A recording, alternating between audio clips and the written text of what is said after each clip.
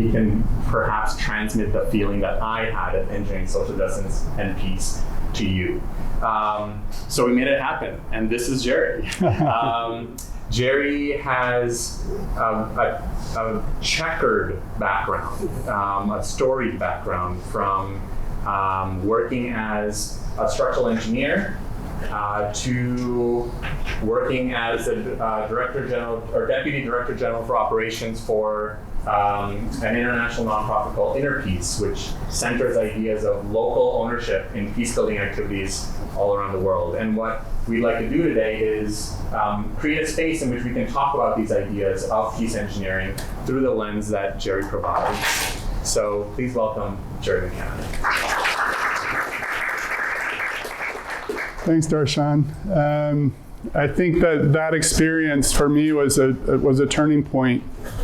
I've only been back in the United States. I'll get into that in a bit, but that conference was the first time that I realized in this country engineers were actually looking to go beyond what I had left when I left the country in 2000. So it was really exciting to be at that conference, and then all the connections that continue to pop up. Mira Olson is somebody that her and James, who are the co-directors of the Peace Engineering Master's Program at Drexel, and are real champions of the kind of peace engineering that I believe in. So anytime she suggests that I should connect with somebody, I'm eager to do so. And that's how Darshan and I got connected. I'm thrilled to be here. I was here last evening in the Ethics course and talked to some students, some of who I see here, which is great. I just want to take you on a bit of a journey, and then I want to talk a little bit about some specific examples of what I consider to be inspiring peace engineering. And then hopefully I'm not going to talk too long so that I can hear from you, because I'd love to get your curiosity and your questions and your reactions. Yeah? So this is what I was doing up until 1990. This was my life. So compared to my opening slide, you can see that designing concrete moment frames, for those who are in civil engineering or know about moment frames, is not a very compelling way to spend one's life. And I graduated from Cal Poly San Luis Obispo and got a job immediately with a structural engineering firm. So during the days, this is basically what I looked at and dealt with. And then in the evenings, this is what I looked at and dealt with. I lived in Laguna Beach in Southern California. I had a lot of money. I had a nice house, not quite with that view, but not too far away from that. I loved beach volleyball, and I loved throwing a Frisbee. And so I still, in the evenings, and the weekends, that was my life. But after 7 years of looking at this all day long, this became less fulfilling. And I realized that I needed to rethink where I was headed. And it wasn't this moon, but in 1990, I think it was in September, you could look up the day of the full moon in September 1990. I was on my roof looking at a moon over the Pacific Ocean, and that's when I decided I was going to join the Peace Corps. And I was 31 years old. I had just become an associate in my structural engineering firm. I basically had achieved professionally. I'd gotten to the place that a lot of people strive to get to. And I remember vividly being on the roof, looking at that moon, and just saying right then and there, I'm going to join the Peace Corps. And so that's what I want to share with you today, is what happened after that. Before I do that, I just want to give you a bit of the institutional journey that I went on to get to where I am today. Today, I'm a senior advisor for an organization called Build Up. I'm not going to talk a lot about them today, but they are amazing. The oldest person is probably 25 years younger than me. And they just decided they needed an old gray guy to be a part of their team. But they are from around the world, and they're global change agents and who believe in what I believe in, and are doing fantastic work. But it started with Cal Poly San Luis Obispo, and then STB Structural Engineers in Southern California. And that's when I decided to join the Peace Corps. And I went over to Uganda in Central Africa, and I was teaching civil engineering there. And that's when I realized that my understanding of the world was so off, where the world was and where it was heading. I had probably about 25 students. Their understanding of calculus and of physics blew me away. It was intimidating. The questions they were asking me about, how the design of a beam relates to, to the theoretical side of the equations was something that I had to admit to them I wasn't capable of answering. And in fact, I told them, I'll make you a deal. You seem to be interested in the things I've been able to do in my life to apply engineering knowledge to actually engineering buildings. And I'm really interested in you helping me better understand the theory that I never really understood. So it was at that time that all of a sudden this hierarchy of here's the great American white hope coming to Uganda, rural Uganda, and teaching civil engineering shifted, and it became already a more equitable relationship than I had planned on, but one that, because of the mentorship I was receiving from a really special person in the Peace Corps, my director, I was able to embrace. And with all the vulnerabilities that come with that, the sense that we don't know everything, the sense that maybe we're actually being helped more than we're helping, were all things that I was starting to grapple with and to appreciate. So that was a really important first point of awareness for me in my journey. The mentor that guided me through much of the early stages of that, my Peace Corps director, recommended that if I was interested in doing that kind of work beyond the Peace Corps, that I really needed to build up my credentials, because in most international work, a bachelor's degree is not enough. You need more than that. And it was really wise advice. He said that one of the things that's missing on the African continent, if that was somewhere I was interested to come back with, is an ability to manage complex processes. A lot of the international development and humanitarian organizations are not as skilled at managing complex processes as they are of thinking them up. So oftentimes the complexity becomes crippling to their ability to deliver. So I took advantage of my background in structural engineering and the uniqueness of where I was coming from, and I was able to get a full scholarship to Cal Berkeley in their construction engineering and management program. And I did a 2-year program, and then instead of taking that knowledge and running back to a place I was fascinated with, I decided to work in San Francisco for a few years to really hone those skills. And both my time with STB Structural Engineers and then joining Mortenson, which is a big general contractor, does large construction projects all over the country. Both of those experiences really allowed me to take first this developed world understanding and mentality and have it inside of me with confidence and with a conviction that I can use this to support what I was going to get involved in. And so with Mortenson, I was involved in a 27-month-long construction of a medical office building in not downtown, but in San Francisco. Not in the skyscraper area of San Francisco, but just west of there.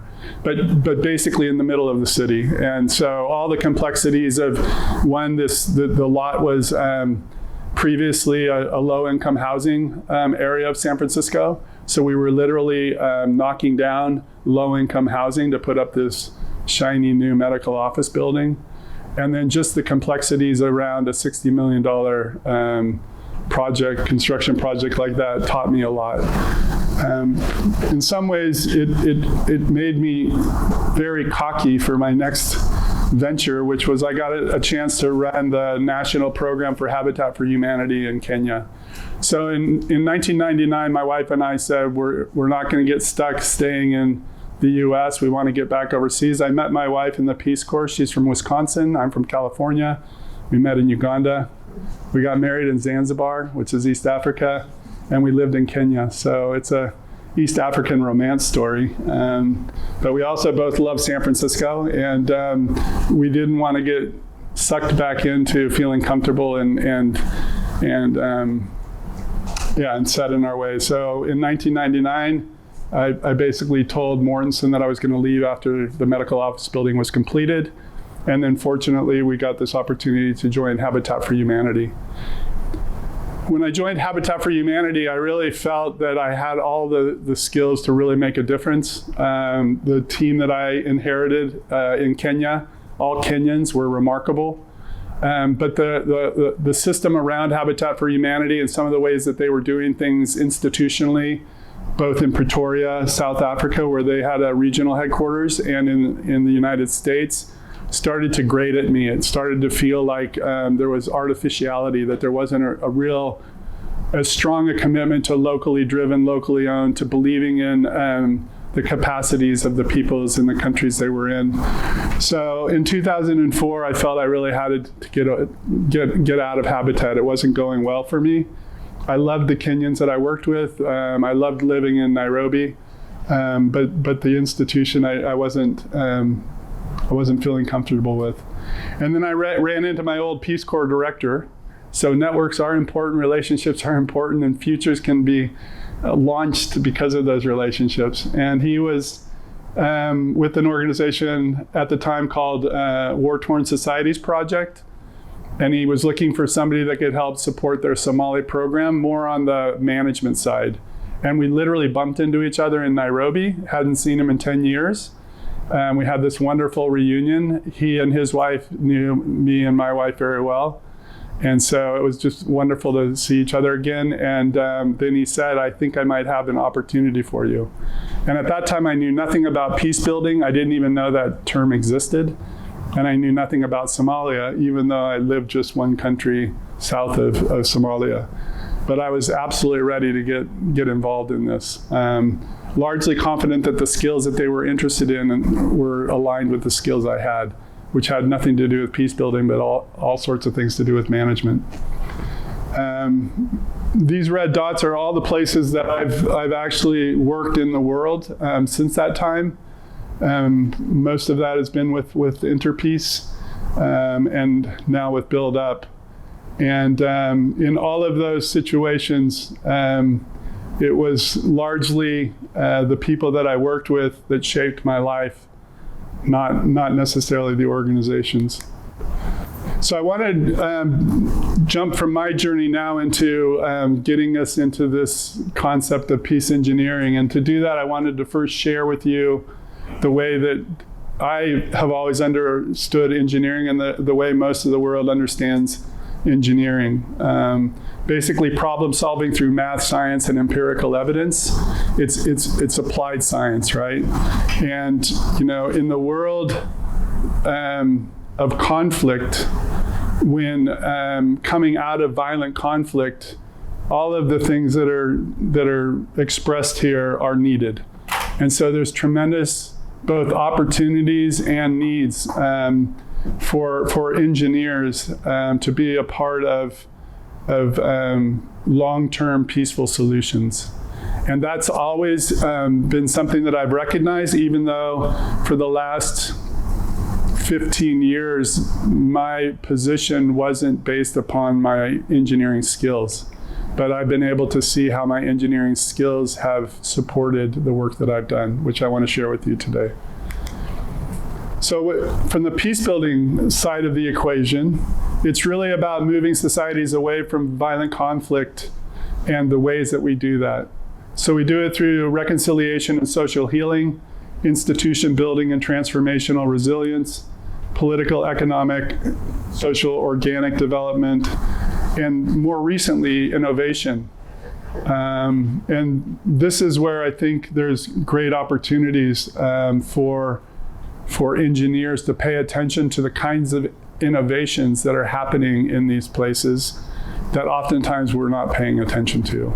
That oftentimes our sense is they need innovation, and we hold the keys to innovation. And so let's go over and help them by innovating. When in fact, there's remarkable innovation happening in all of these countries. It's remarkable not only because of the technical solution that's emerging, but the context from which it is emerging from.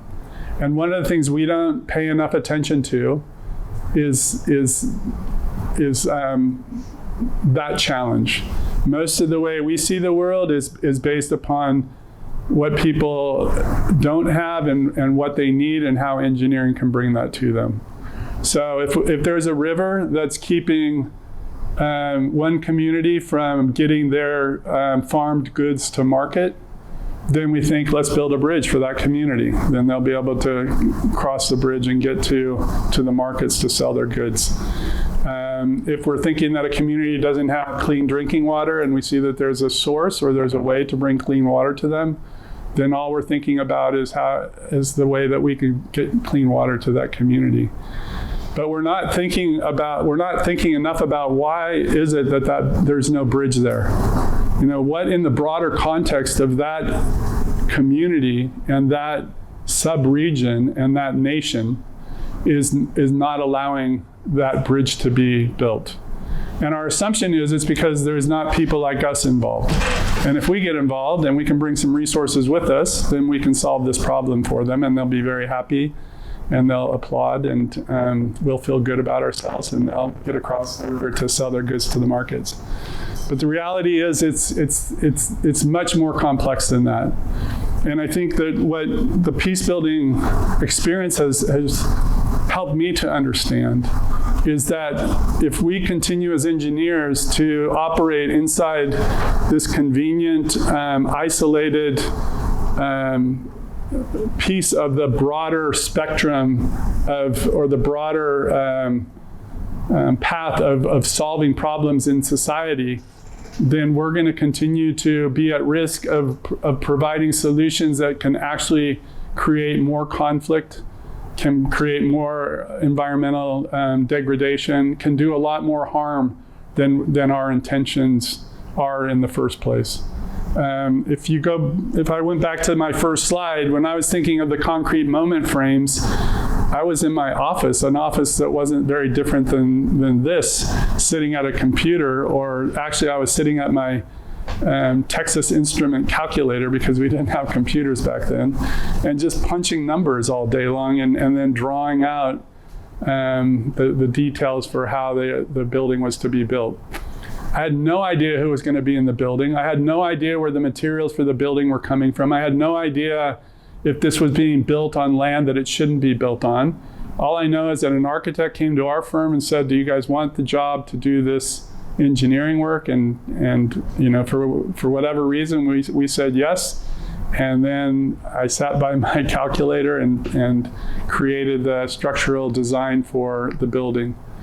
And I've recognized since then that there's problems with that. And I think a lot of us have seen that engineering in a bubble has a lot of potential unintended consequences, both positive but also especially negative. And what's exciting for me today is that this concept of peace engineering has actually emerged. While I was gone, nobody's talking about peace engineering in Kenya or in any of those countries that I've been in. The first time I heard the term was when I came back to the US.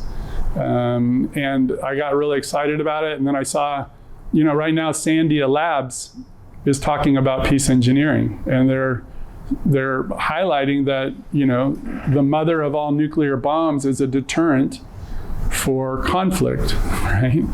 And so you can see that from the spectrum of what I'll share today, from my lens and their lens, there's still an interesting open field of where this possibly might go, this peace engineering concept.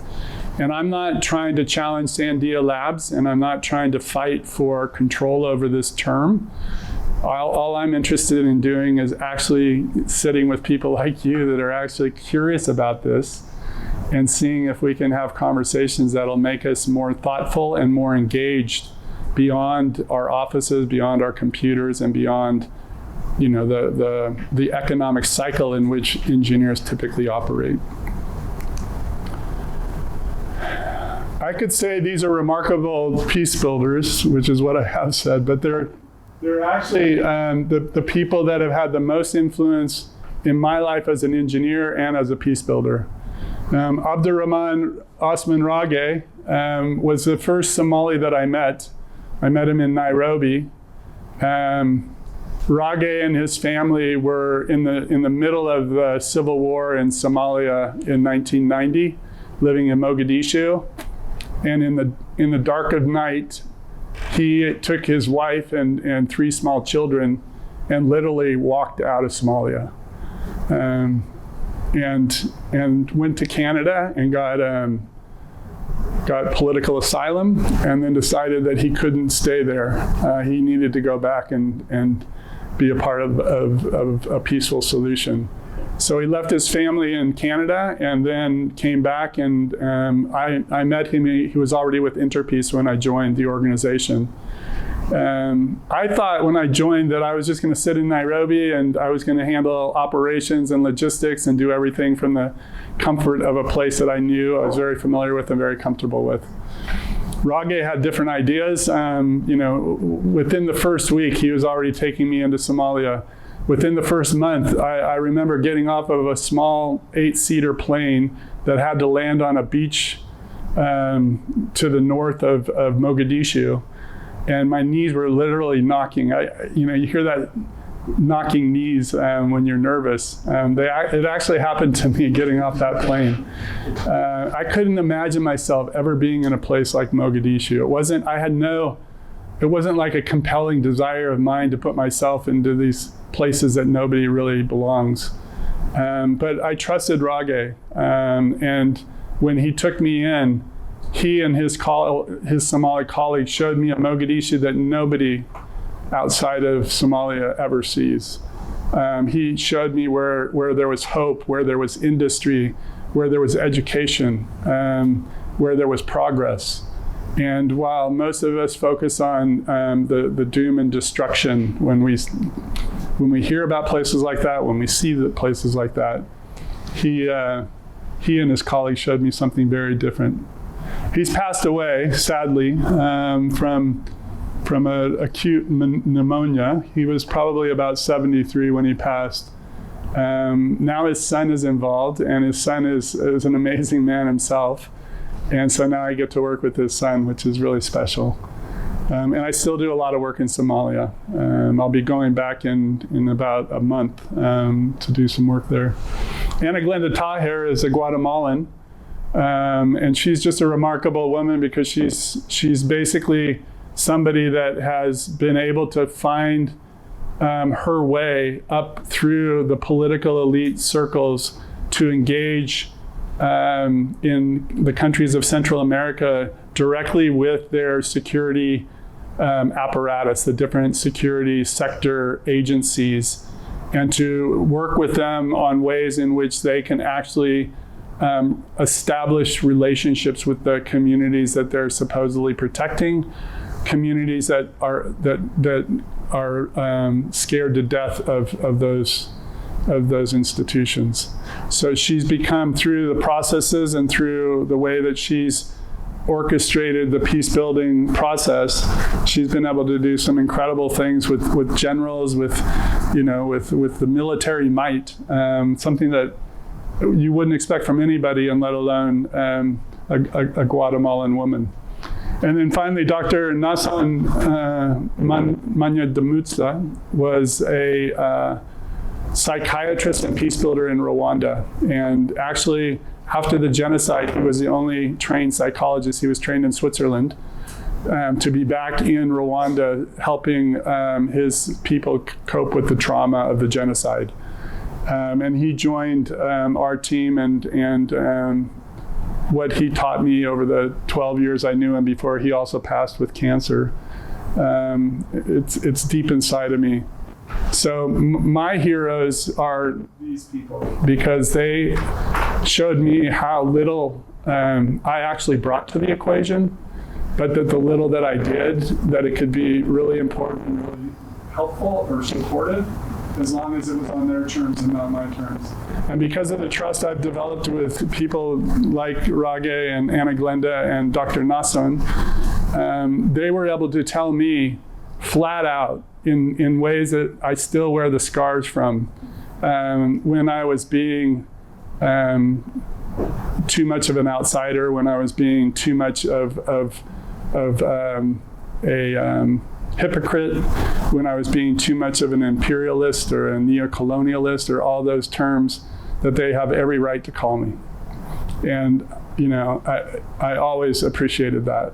And I would just say that if you're working in other contexts where this country and the Western countries as a whole have at one point or another done things they shouldn't have, and you're not getting to the kind of an authentic relationship where they can share with you what that means in today's realities, you're not far enough.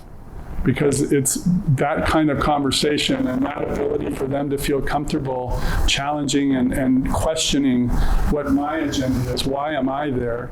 What am I getting out of this? That starts to make them decide whether they really want me involved or not.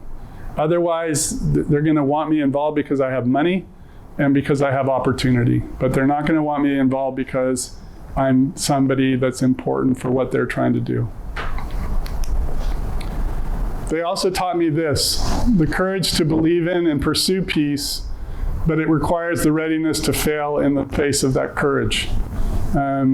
Peace building, unlike engineering, is just a series of failures that ultimately lead to small steps of success. And in engineering, we have a really hard time thinking about failure.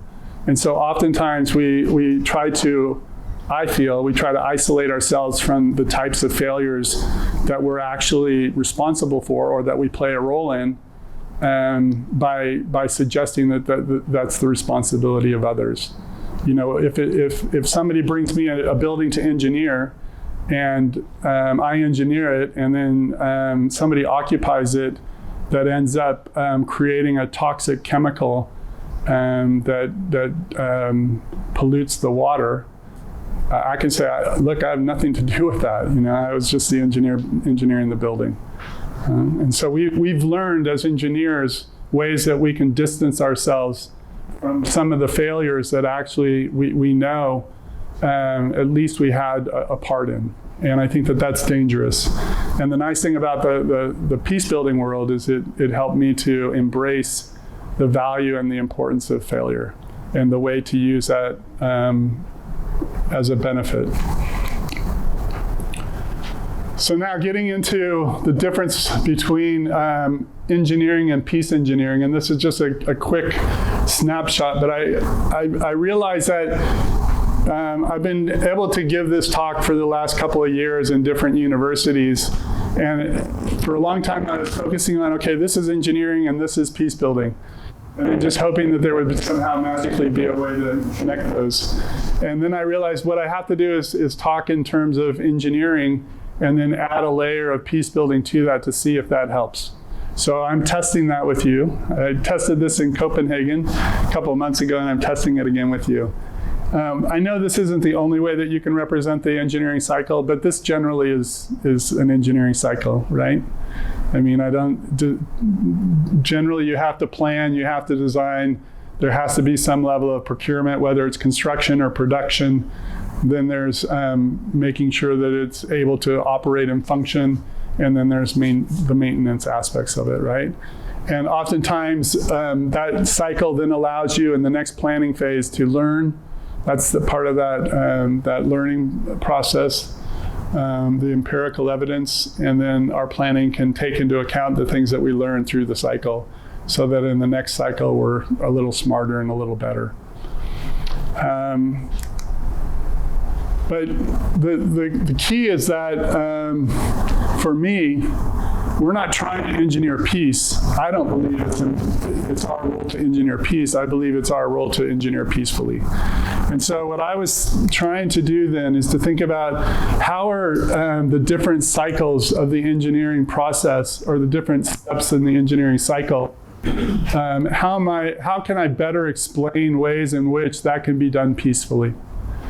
And this is obviously something that could be significantly unpacked, but just to give you a first sense of what I'm thinking of when I think of engineering peacefully, the more that we can engage people in the planning process, the more likely it is those that are engaged are going to take collective responsibility for the outcome of that project. And we don't do enough of that. So in peace building, this is essential. The participatory planning is fundamental to, we believe, to peace. And so as a peace engineer, I think we need to think more about how do we ensure that the process of deciding what is going to be engineered has levels of participation beyond just our client, right? That we need to think more about, is there a role that engineers could play in helping to inform and support the way in which participation is pursued? You know, if I've got a bunch of people from a community in a room and I'm a social worker and I'm saying, what does the community need? And somebody says that we need a borehole, right? And I'm a community worker and I'm like, yeah, that's a great idea, but I don't have any technical support around me, then maybe that idea of a borehole isn't necessarily the best idea. So, you know, my experience has been that in the planning process, there's not enough participation, which means there's not enough people having a voice and deciding what is going to be solved. And then there's not enough technical engagement and technical know-how that can not play a dominant role, but can play an advisory role, can play one of helping to understand what might be possible or what might not. In design, and I think a lot of you might have heard now this idea of co-creation or human-centered design. It's really about recognizing that the people who are going to use whatever we're engineering should play a role in the design of that. And you see that a lot in industrial engineering. A lot of products in the market today have much more involvement of the users of the products to ensure that the kind of solutions that we're thinking of resonate and are based upon human experiences and human inputs. On the procurement side, this is really a problematic area in our own country, but also around the world. And this is an area where corruption is quite significant. So finding more effective ways to have accountable procurement where the opportunities for providing goods or services in a country like Somalia aren't given to just one clan, which will be beneficial to that clan, but other clans will feel that they weren't given that opportunity. Because procurement is really transactional, right? It's about how does money that is brought into a project get distributed to those who are going to provide goods and services. And if we're not conscious of the way in which this is done, and we're not looking for ways to make it more accountable so that it can be more inclusive, then we could be creating more problems and solving through just the procurement process alone. When it comes to, I'm going to talk about construction, you could think of this in other terms as well, but oftentimes construction projects try to use local labor to bring jobs and opportunities to local workforces. You see that a lot in the United States. But even abroad, and especially in developing countries, you know, again, whoever gets the contracts to actually get a job to work on these sites is getting an advantage over those that don't. And if that tends to be towards one tribe or one ethnic group or one clan, then you're potentially creating a conflict dimension to that project. Transparent operations, that, you know, the facilities that are being run, that there's greater transparency in how they're being run, what's actually happening in them, what their real intentions are, what the purpose is of that constructed or produced solution. And then finally, locally owned maintenance. This is what we see a lot in development, is that outsiders come in, they decide on a solution, sometimes including the community. But at the end of the day, the solution may not be one that the local community can maintain. And so I'd put a basketball court up in the college that I was teaching at in Uganda, and I'm absolutely sure today it's not there because there was no way to maintain. I love basketball. Students said, yeah, let's do that. Let's make a basketball court.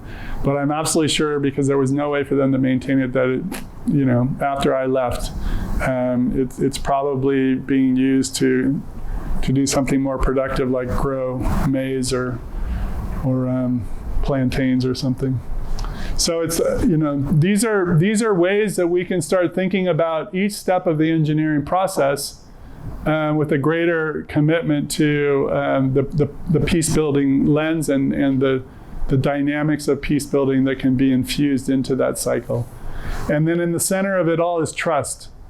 Engineers don't think a lot about trust. Actually, it was in the conference where you and I were together the first time that I was amazed after 2 days of engineers talking about social justice and peace, that there not one time did they mention the word trust.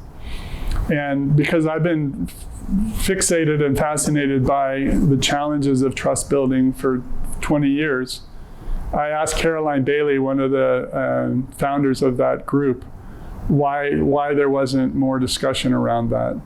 And she said that she feared that if engineers knew how to weaponize trust, that they would use it as a way to take even greater advantage of these communities that they were actually going to be engaged with. So her fear was that we don't want to necessarily give that idea to engineers.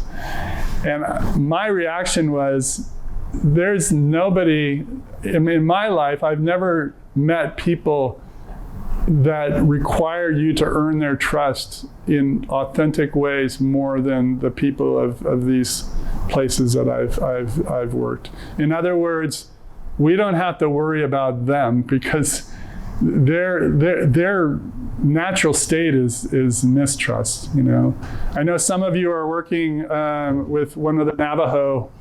Was that you? Yeah.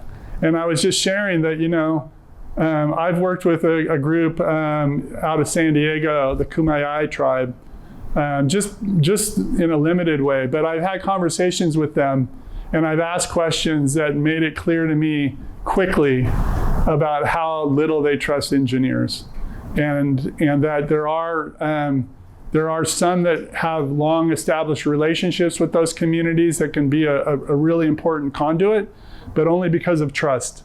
Right? If you don't have that and you show up in some community and you say, we can bring you clean water, they may welcome you in to do that, but they're not doing it because they actually see you as somebody that is supportive of their needs.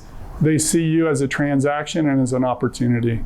And that's not peace engineering to me. So this idea of trust is really quite important. And I think one that we're going to have to learn as engineers how to better understand the role that it plays in each of the steps of the cycle or stages of the cycle. So let's get to a couple of examples that I like to share.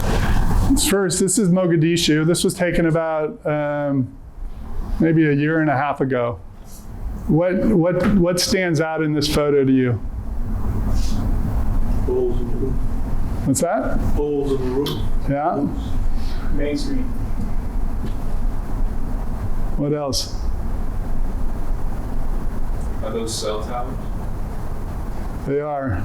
But what do you see below the cell towers? Abandonment. And destruction, right? I mean, you can see a lot of the consequences of violent conflict in this picture. But at the same time, usually people focus in on the destruction before they get to the cell towers. So you guys went right to the cell towers. Mogadishu has an amazing telecommunications system. 3 companies, all Somali owned.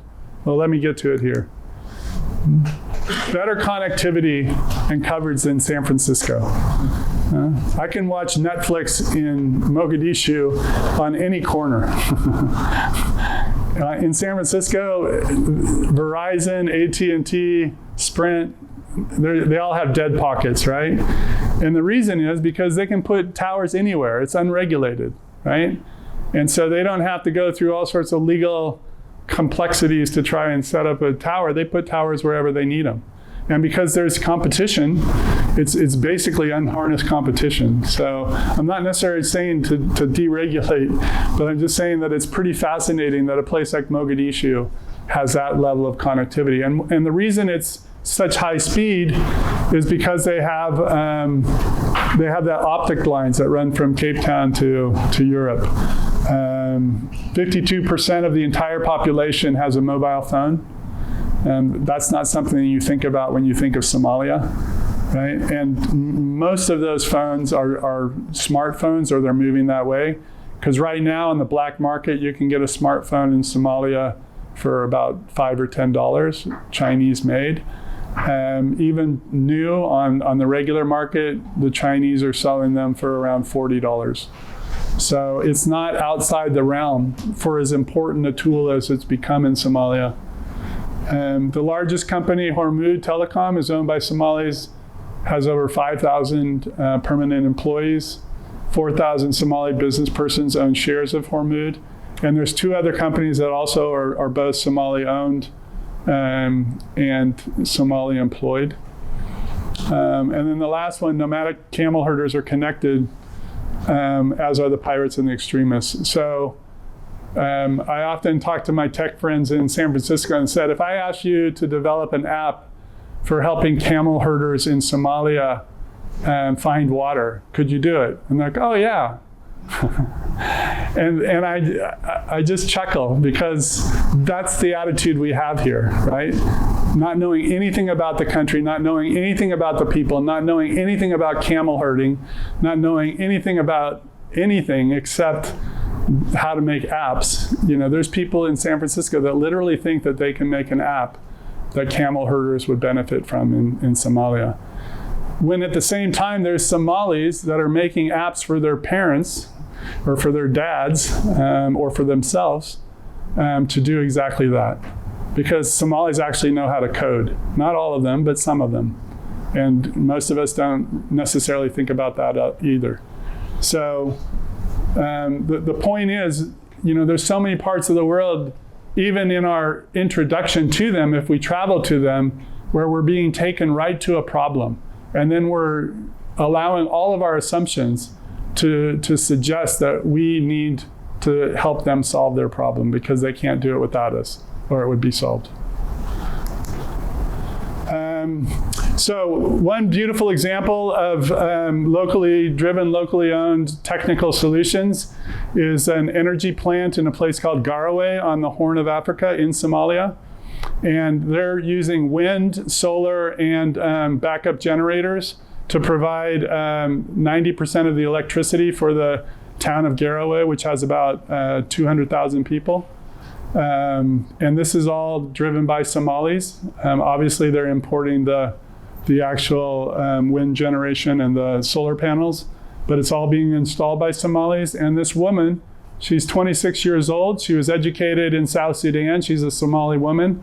She is the chief engineer for the electrification of the largest city in that northern province of Puntland. In Colombia, where I've been able to spend some time recently, I met a man by the name of Jaime Sanin, professor at the University of the Andes, Universidad de los Andes in Bogota. And he did a remarkable study to superimpose where the greatest amount of rebel activities were happening in correlation to the inaccessibility of those areas by roads. And he found that where there were fewer roads, there was greater rebel activity. And so, you know, while on the one hand, whether you stand on the side of FARC, the rebels, and what they were trying to do in terms of bringing change about, or whether you stood on the side of the government, there were a lot of innocent communities that were actually being held hostage as a place to house these rebels and these armies that weren't necessarily buying into that ideology. So, you know, one of the things that once a peace accord had come about, to prevent the relapse into that kind of opportunism of basically hijacking remote communities, was to look at ways in which the road system could be expanded. And knowing that roads are very costly and the amount of roads that were needed were significant, he wanted to look at the way to use local soils, more effective ways to extract and compact local soils to be able to build low impact roads, which would basically be the start of a roadway infrastructure, right? So rather than going with, very costly paved roads as the first step, looking at a more an engineered dirt road solution. So I'll finish with this. For me, it's not about changing the world. It's really about understanding it. And that's what my 20 years of doing this work has allowed me to do. And it's what allows me to come and share with you and to encourage you when you go out to pay more attention to what actually is already in these countries, rather than just focusing on the problems you think you might be able to solve. Thank you.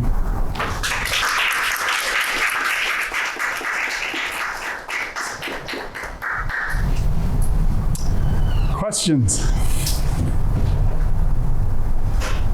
Yes.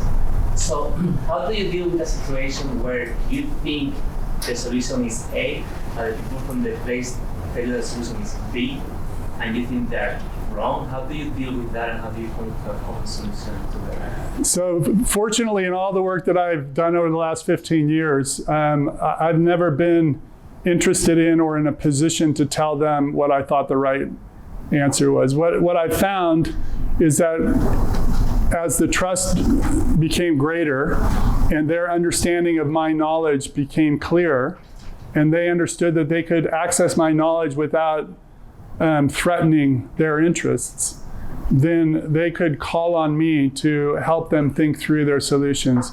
But there's been so many times where I said that absolutely won't work, and they said, we don't care what you think, and I accepted that, and it worked. And it worked brilliantly.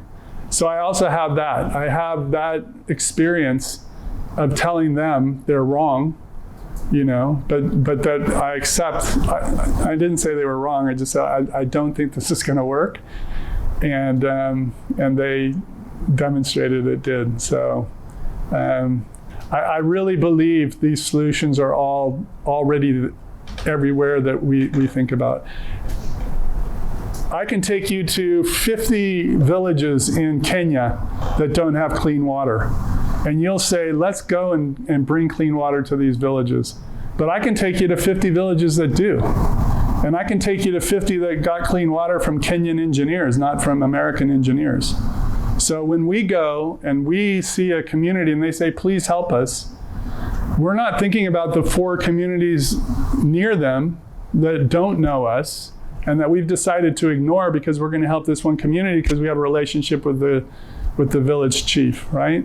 So a lot of what we do here, and I'm guilty of it too, is that we're looking for problems that we can help to solve. But we're ignoring all the reasons those problems exist. So I think we have to be careful about our assumptions that something isn't solved because they need an outsider to solve it.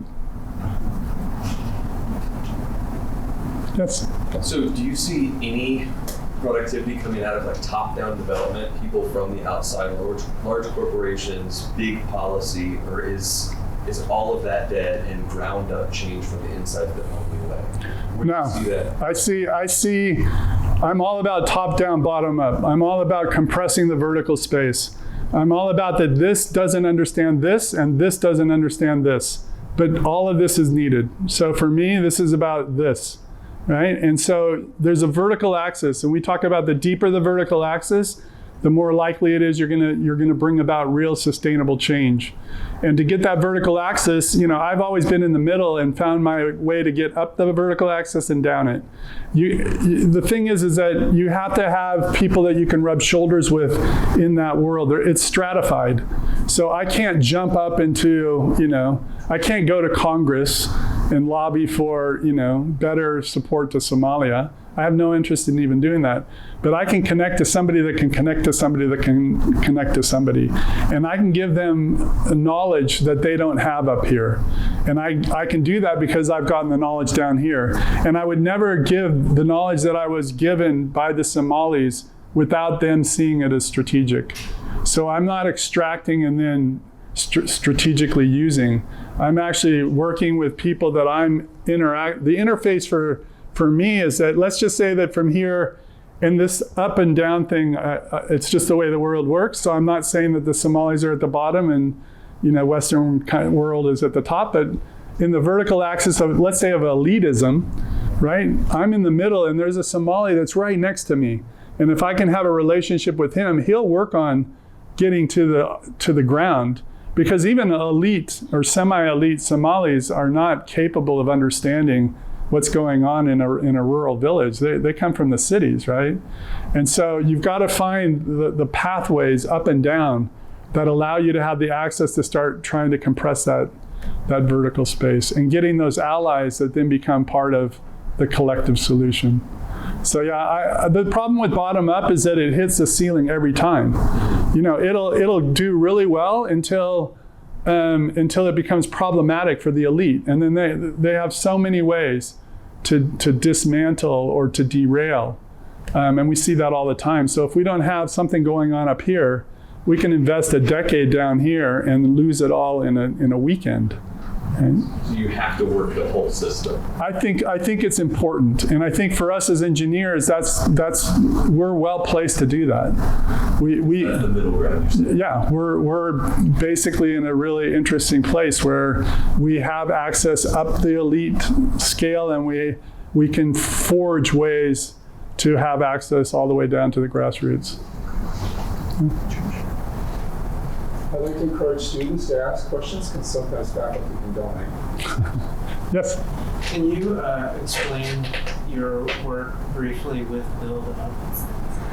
Well, Build Up, what was beautiful about Build Up, it was a couple of younger women that I worked with at Interpiece who, unbeknownst to me, were what they call tech, they call it tech punk. They were tech junkies, but they were peace builders first. And they were realizing in their peace building work that there was a lot of interesting uses of technology that were happening within these contexts that we weren't paying attention to. And so rather than being on this drive to try to encourage Silicon Valley to bring in technical solutions, they said, let's start paying attention to and supporting local innovators. And when I say local, I mean basically at people within a country versus outsiders, right? And so this organization is basically driven to identify and support mainly technical innovators in these countries that are committed to peace. And then they've allowed me to bring the peace engineering element into that as well, so that becomes a broader spectrum of how we engage. So right now we're working with innovators from Yemen, from Syria, from Myanmar, and then we're also doing some interesting work on polarization here in the US through online social media platforms, so that we can take some of the principles that we believe in and even apply them to our own context. But it's basically what's called peace tech. And Build Up is one of the leaders in peace tech. We have an annual global conference. This year it's going to be in San Diego and Tijuana, focusing on borderlands. Last year was in Belfast. The year before that it was in Bogota. So, and it's really about celebrating and bringing together innovators from these contexts, rather than bringing together a bunch of people from Western countries that talk about how they can introduce innovation to other countries. Is it a nonprofit or a? Yeah, it's a nonprofit. Yeah, all the organizations that I've worked with after Mortensen have all been nonprofits. But they're all think tank type of nonprofits with an action orientation to them, and with linkages to and connections to the political elite, both on the side of the donor countries and agencies, So most of our funding comes from governmental agencies, donor agencies, but also within the context, having connections to the governments in those countries. Do you see potential for social business in this field, or is there sort of a ceiling to that as well? No, I mean, the world is hungry for capitalism. And I think the forms of capitalism that are emerging are going to always be a little bit different, but absolutely social enterprise is a huge, and it's being driven the same way in these countries. So I think some of the remarkable ways in which sustaining processes of change can be possible by in some ways commodifying it are part of the solution, for sure. Other questions from students? I don't know who's a student and who isn't. So. Yes. As undergrads or as people at this point in time, what are some ways that we might move forward to pursue this type of path? I mean, honestly, I'm just excited that there's so many. I honestly, when I got my master's when I was 37. So it wasn't, I mean, it's still a long time ago, but it wasn't as long ago as when I got my undergrad. And even then at Berkeley, the engineers had no interest in going down to the other side of campus where all the activists were.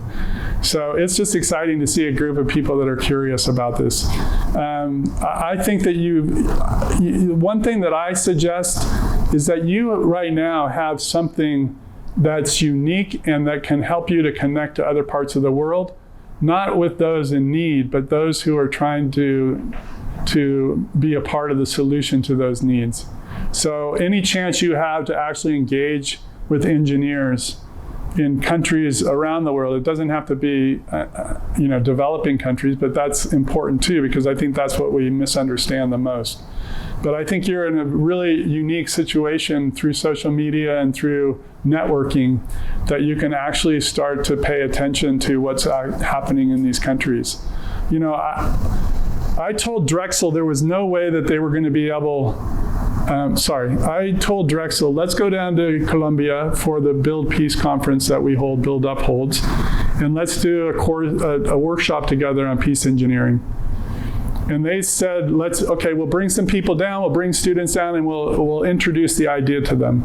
And I said, no, let's not do that. Let's actually find some engineers in Colombia who believe in the peace agreement and already feel that they're playing a role in it. And they said, we're never going to find those people. I took less than 3 hours. It was unbelievable. I think I was a little bit lucky, but I don't think I was really that lucky. I went to the dean of the engineering school and I explained what I was looking for. And he gave me 3 people right off the bat. And every one of them was amazing. So, when you start looking at where the actual real solutions lie, you can find some pretty interesting evidence of it. So I would say that, and then I would just say, I'm going to promote Drexel. I don't know if that's appropriate at ASU, but that peace engineering master's program, it's cutting edge, and the way they're putting it together. I mean, they appreciated some of the inputs I gave them, and I see evidence of that in the program. And I'm co-teaching an online course with them now. But it's an impressive program. So I would do that, and then I would just keep paying attention to the engineering firms that start to show interest in peace engineering, because this is new, and you're getting this almost I would say you're getting this in advance of industry. But even industry that doesn't necessarily want you to do peace engineering will see the value in this. The Peace Corps has one of the greatest track records of employment post that experience. And they just got the reputation that people that were in the Peace Corps were committed and good employees. And so, I think that this idea of having a broader sense of the world, having an understanding of conflict resolution, these are skills that can also help you just within the engineering environment. So paying attention to which companies start showing more interest in peace engineering, I think would also be good. And then I'm absolutely excited for any of you to reach out to me. And I've offered this at 7 different universities now. And everybody may think that reaching out to me might be burdening me, but I don't get enough of it. There's very few people that follow up. And I understand it's a little intimidating, and I hope that you can feel comfortable reaching out to me, because it was people like me when I was your age that actually set me off on this path. And I'm committed. So find me on LinkedIn or talk to Darshan or to Josh. If any of you want more feedback or have questions, please find me.